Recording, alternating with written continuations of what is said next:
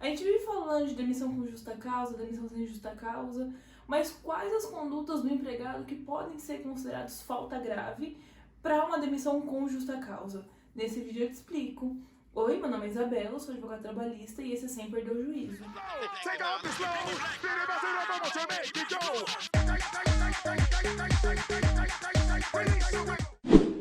Tá, gente, esse não tem muito mistério não, então vamos começar logo? Vamos!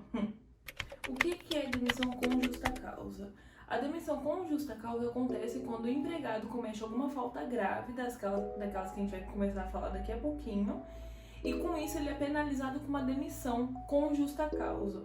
A demissão com justa causa faz com que ele perca alguns benefícios e ele receba somente o que ele já tem direito, já adquiriu. Por exemplo, o saldo de salário, que é os dias que ele já trabalhou, né? Então ele tem que receber.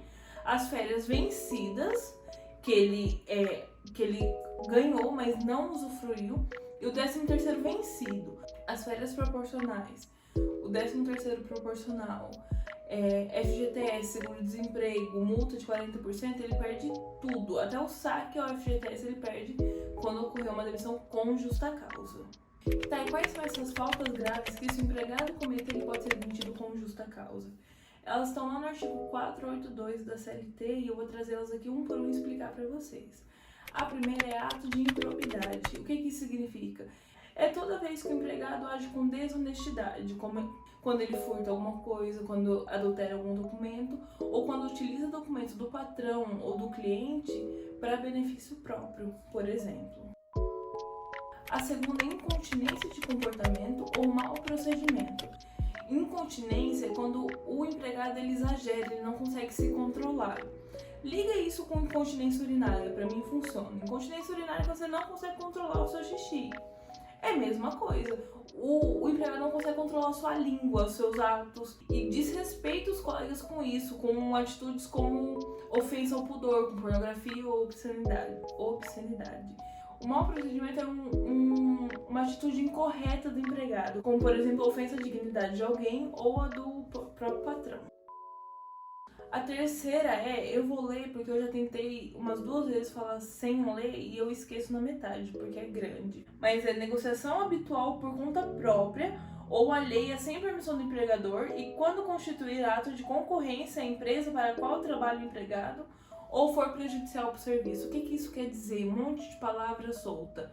Quer dizer que assim, você não pode concorrer com o seu empregador. Se você concorre com o seu empregador no mesmo ramo ou num ramo que seja prejudicial para ele, pode ser considerado uma falta grave. Se você trabalha numa loja de vestuário e vende roupa, pode ser considerado uma falta grave. Se o que você vende pode ser prejudicial para o seu empregador, também pode ser considerado falta grave. Enquanto eu estava fazendo o roteiro e gravando esse vídeo, não me veio nenhum exemplo. Você viu que eu esqueci, né? Aí eu emendei. Nenhum exemplo desse tipo de falta grave de concorrência, de não o mesmo ramo parecido, ramo que prejudica. Se você souber algum, deixa aqui nos comentários, porque eu tô meio zonzo da cabeça hoje. A quarta hipótese é quando tem uma condenação criminal transitada em julgado que não foi suspensa a execução da pena. O que isso quer dizer? Quer dizer, primeiro, acho bom salientar, só é condenado criminalmente quem não tem mais recurso, ok? Todo mundo é inocente até que se prove o contrário. É um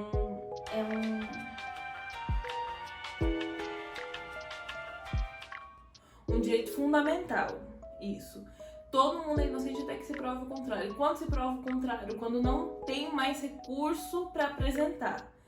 Então, quando a pessoa é condenada criminalmente depois que transitou em julgado, ou seja, não tem mais nenhum recurso para apresentar, aí sim pode ser considerada uma demissão com justa causa. Qual a hipótese que não entra? Tem um negócio no direito penal, eu lembro disso que caiu numa prova uma vez, eu estudei muito, então eu lembro certinho, que chama suspensão condicional da pena, que é a SURSIS. Essa suspensão condicional da pena se dá quando, por exemplo, o réu é primário, tem bons antecedentes. essas coisinhas assim, e aí a pena dele é baixa, menor de 2 anos, quando ele cometeu uma infração penal. E aí, nesses casos, a pena que ele foi sentenciado pode ser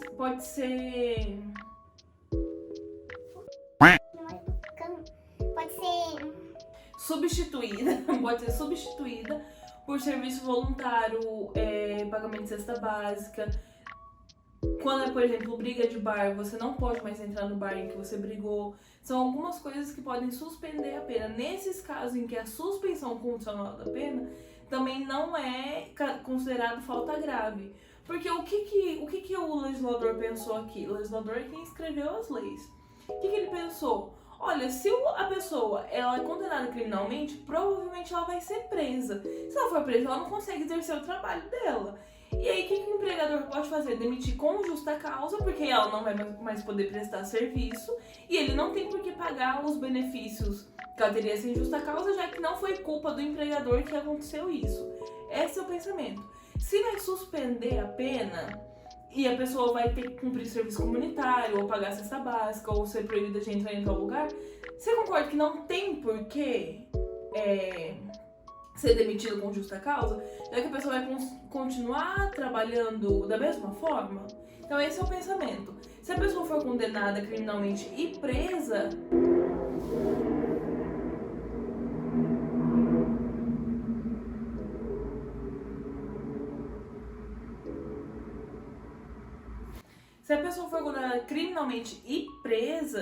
então ela não pode mais ofertar serviço. Então ela é demitida com justa causa, porque ela não pode mais ofertar serviço. Mas uma vez que a pessoa é condenada, mas não é presa, é obrigada a prestar serviço comunitário, concorda que ela vai continuar prestando o trabalho dela para o empregador? Então não tem por que demitir com justa causa. Essa é a lógica. A quinta é desídia no desempenho das suas funções. O que é isso? São várias faltas leves que, quando acumuladas, se torna uma falta grave. O que é? A desídia é o empregado meio... sabe? Chega a hora que quer, vai embora a hora que quer, falta a hora que quer, faz o trabalho que quer, entrega o trabalho que quer, não consegue bater as metas que foram estipuladas naquele mês. Um empregado meio...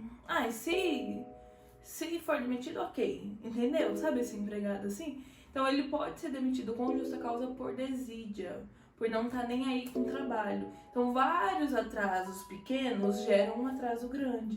Várias faltas injustificadas geram uma falta grande. Então são várias faltas leves, um atrasinho aqui, um atrasinho ali, uma faltinha aqui, uma faltinha ali, que quando juntadas podem caracterizar falta grave. A sexta hipótese é embriaguez habitual ou em serviço. Essa falta grave só pode ser aplicada se o empregado for trabalhar bêbado ou se durante o expediente ele se alcoolize. Mas esse artigo pode ser aplicado também quando há um inebriamento, quando há uma onda causadas por substâncias tóxicas. Você viu? Você viu que o meu rostinho tremeu aqui pra olhar, mas eu usei minha memória, que é muito ruim? Então, eu esqueci que eu tinha escrito. Então, a embriaguez habitual em serviço, mesmo que o artigo trate só de embriaguez, que é causada pelo álcool, pode ser aplicado também em situações de torpor, né? Que é como chama esse estado meio desligado. Falei desligado, agora bateu em mim. Esse estado meio alegrinho, meio desligado. Esse estado, que você entendeu, quando esse estado é causado por substâncias tóxicas, não só o álcool, como drogas também. Só que só pode ser demitido com justa causa por esse motivo de embriaguez se houver exame clínico que comprove que o funcionário estava embriagado, que o funcionário estava sob influência de droga. Tá, o sétimo. Esqueci. Violação do segredo da empresa. Isso daí vale pra tudo? Não, não vale pra tudo. Você pode chegar em casa e conversar sobre os problemas do trabalho com seu marido, com a sua amiga, com algum familiar. Você não pode falar esses segredos da empresa para terceiros que estão interessados. Você não pode trabalhar na Renner e sair correndo para falar para gerente do Riachuelo o que tá chegando na Renner, entendeu? É mais ou menos isso, é quem tá interessado em saber dessa informação. Sinto lhe informar que talvez o seu marido e sua amiga também não estejam tão interessados, só gostam da fofoca. Mas para pessoas que estão interessadas em saber como que tá andando as coisas da sua empresa, você não pode falar. Isso pode ser considerado como uma falta grave. A oitava hipótese é quando acontece algum ato de indisciplina ou insubordinação. Qual que é a diferença entre as duas? As duas são sobre desobediência, quando você desobedece alguma ordem. Quando essa ordem é escrita, você comete um ato de insubordinação. Quando essa norma é algum ato da empresa, mas que não está escrito, tá meio que entendido, é uma norma oral que vai passando, né, para os funcionários.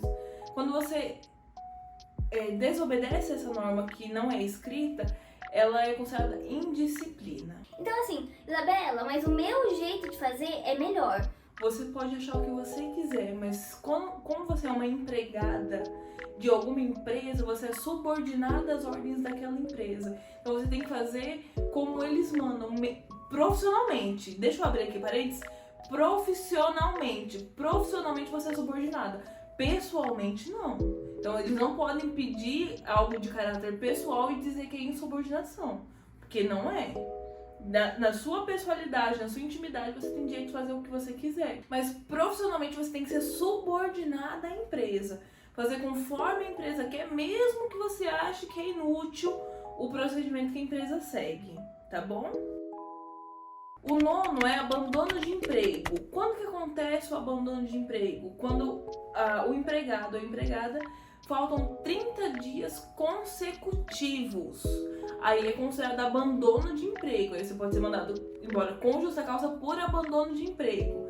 Se você não faltou os 30 dias consecutivos, a empresa mesmo assim pode te mandar embora com justa causa, mas não por abandono de emprego, por desídia, aquele que a gente já comentou já. Quando tem muitas faltas injustificadas, a empresa pode ter uma demissão com justa causa, que não é por abandono de emprego. Abandono de emprego é quando você falta 30 dias seguidos.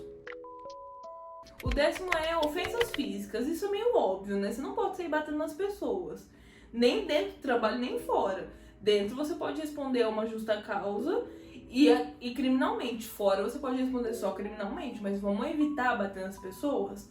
Isabela, aconteceu, então vamos lá para as regras. Essa ofensa física pode acontecer dentro da empresa ou fora da empresa. É que pode caracterizar a justa causa. Pode ser dentro ou fora da empresa. Em quais situações? Dentro da empresa, se você agredir qualquer pessoa, é demitido por justa causa. Era cliente, era inferior hierárquico, caso você seja um gerente, uma supervisora, você agrediu uma pessoa inferior hierarquicamente na empresa, você pode ser demitida. Você pode ser demitida se bater em superior hierárquico, isso é óbvio. Então qualquer um que você agrediu dentro da empresa é causa para demissão com justa causa.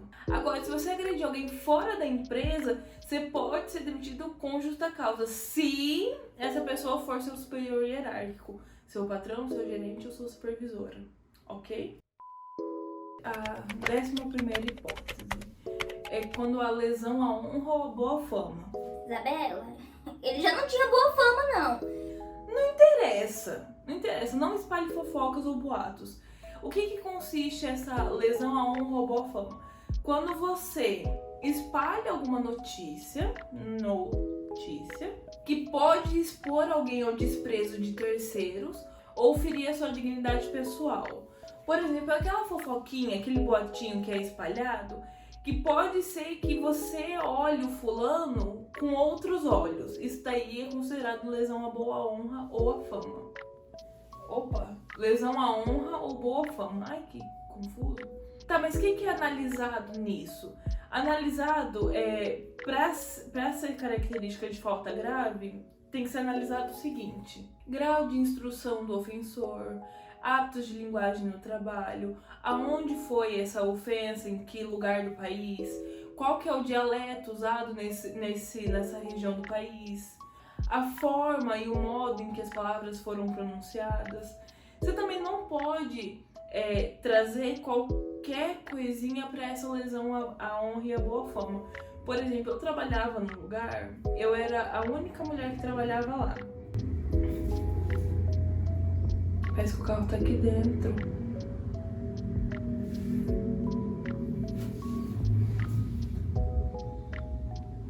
Eu era a única mulher que trabalhava lá e eu trabalhava no caixa. Então, da porta, que o caixa era na entrada, da porta pra dentro só tinha homem. Homem. Era homem de garçom, homem na cozinha, homem no bar.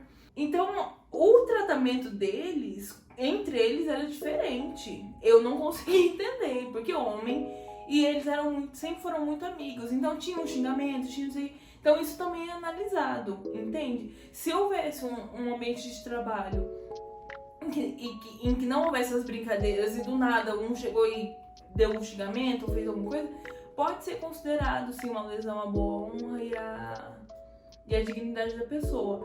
Mais uma vez, que era um ambiente amigável em que eles se tratavam dessa forma, não pode ser considerado desse jeito, entendeu?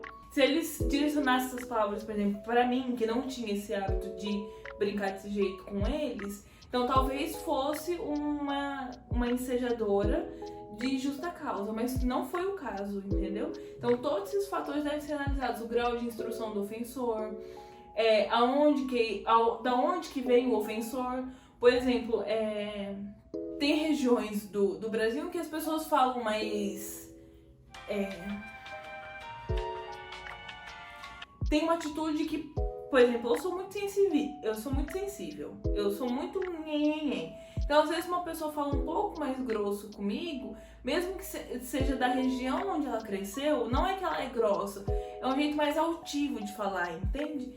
Então, deve ser considerado isso, a região onde a pessoa cresceu, a forma como foi dita, o que foi dito, né? Porque, às vezes, principalmente quando você passa por alguma situação de preconceito, você percebe que muitas vezes não é o que a pessoa fala. Eu sempre converso isso com alguns amigos meus, amigos e amigas, né? Principalmente na Comissão de Igualdade Racial aqui de Londrina. Às vezes não é como a pessoa fala, é o jeito que ela fala, você sente o desprezo no jeito que ela fala, entende?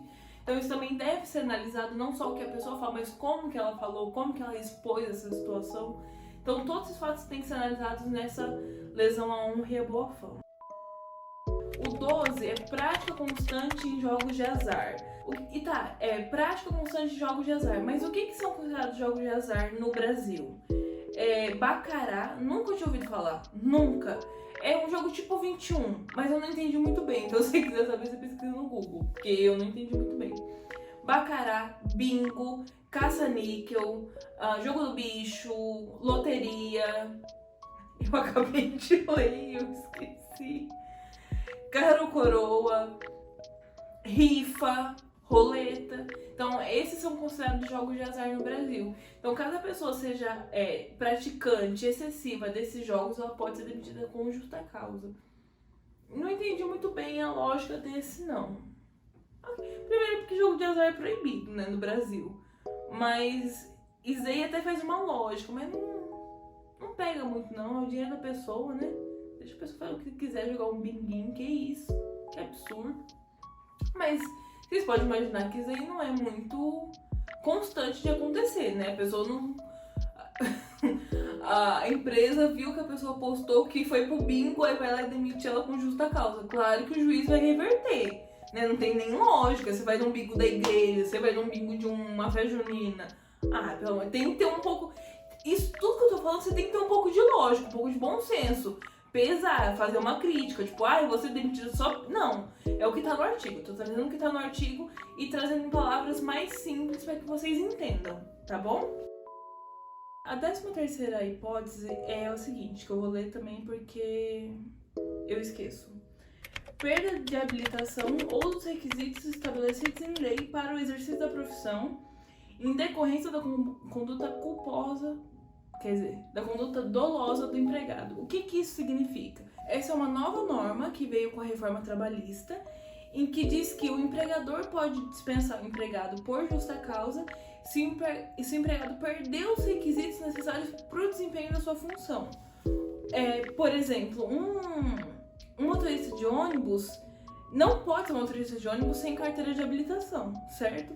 Então, se por motivo próprio de infração de trânsito o motorista de ônibus acaba perdendo a sua CNH, então não tem por que ele exercer mais a função de motorista de ônibus. Se por erro dele, ele acabou perdendo a validação para o desempenho dessa função. Quer outro exemplo? Eu sou advogada. Se eu fosse contratada por alguma empresa de advocacia para exercer a minha função e por algum erro meu eu acabasse respondendo alguma infração ética da OAB e perdendo a minha licença de advogar, então não tem por que eu trabalhar mais nessa empresa se eu não posso mais advogar, entende? Então é nisso que consiste esse dispositivo que eu acabei de ler para vocês. O último, que é o 14º, é a herança da época da ditadura militar, que é quando o empregado comete ato atentatório à segurança pública. Hoje em dia não se vê mais isso, é que naquela época, como não podia contestar o que estava acontecendo, então qualquer ato de protesto era um ato contra a segurança pública e poderia ensejar uma demissão com justa causa. Hoje em dia, esse artigo é mais voltado para atos terroristas. Como, ainda bem, no Brasil a gente não tem, por costume, por cultura, esses atos terroristas, tão evidentemente, então ele é raramente usado. Essas são as faltas graves que podem dar direito a uma demissão com justa causa. Podem dar direito ao patrão, no caso, não ao empregado. Mas que podem dar direito a uma demissão com justa causa. Se você gostou do conteúdo, clique em curtir, se inscreva no canal que eu tô sempre postando conteúdos sobre o meio ambiente de trabalho. E também no meu Instagram eu posto muita coisa sobre o ambiente de trabalho, mas sobre outras coisas também. Segue aqui no Instagram. Então é isso, até o próximo vídeo. Tchau!